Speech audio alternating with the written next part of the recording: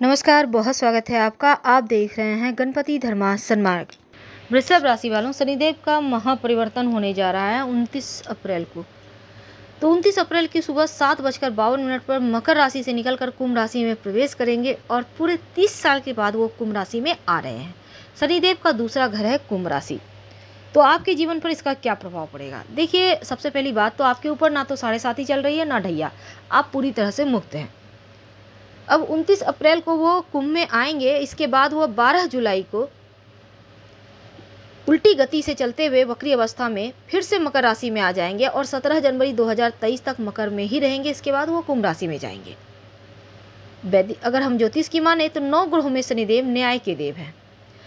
शनिदेव जिस व्यक्ति पर प्रसन्न हो जाते हैं उन्हें एकदम से राजा की तरह बना देते हैं और जिस व्यक्ति पर क्रूर दृष्टि डालते हैं उस व्यक्ति की मुश्किलें बढ़ा देते हैं।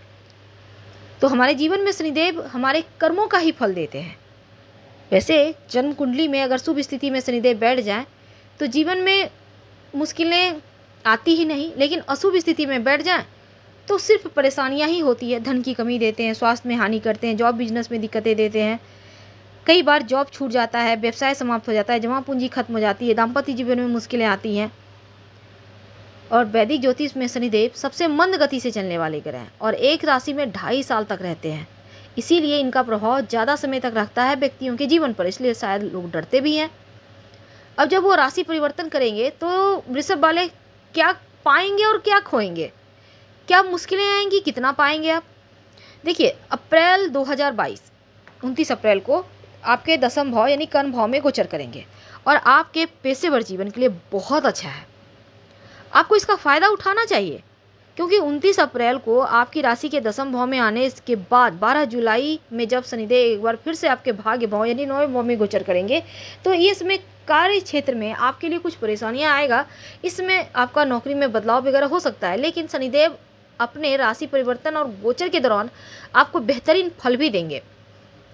और वृषभ वालों के जीवन पर शनिदेव का पूरा अधिकार होता है और ऐसे में आपके 9वें भाव यानी भाग्य भाव में जब 12 जुलाई से लेकर 17 जनवरी 2023 तक रहेंगे, मेहनत का फल मिलेगा और आपके लिए फ़ायदेमंद वक्त है।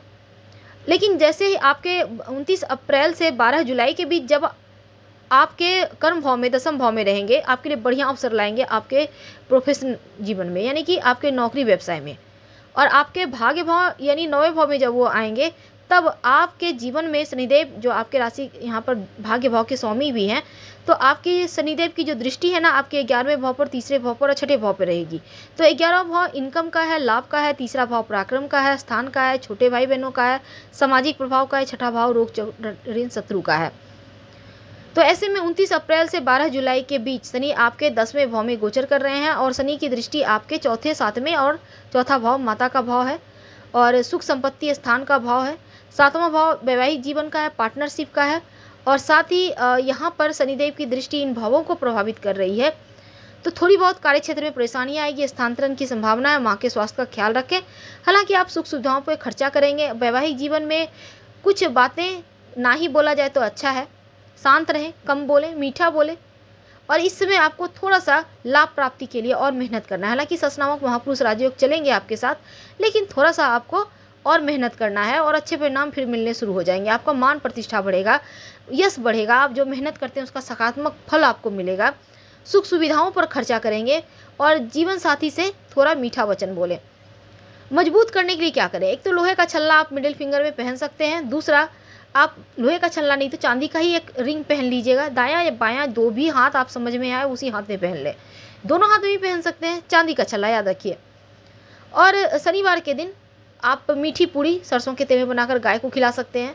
नहाने के पानी में काला तिल डालकर नहा सकते हैं। गरीब व्यक्तियों को आप खाने पीने की वस्तु दान कर सकते हैं, काला कंबल वगैरह का।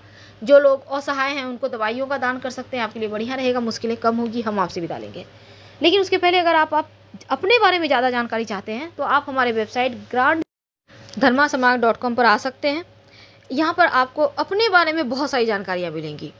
साथ ही आप वैसे गूगल सर्च कर सकते हैं, आपको लिंक भी वेबसाइट का मिल जाएगा डिस्क्रिप्शन में। और ज़रूर बताइएगा आपको हमारा वेबसाइट कैसा लगा। अगर आप अपने बारे में कुछ विशेष जानना चाहते हैं तो बेशक आप कमेंट कर सकते हैं। धन्यवाद।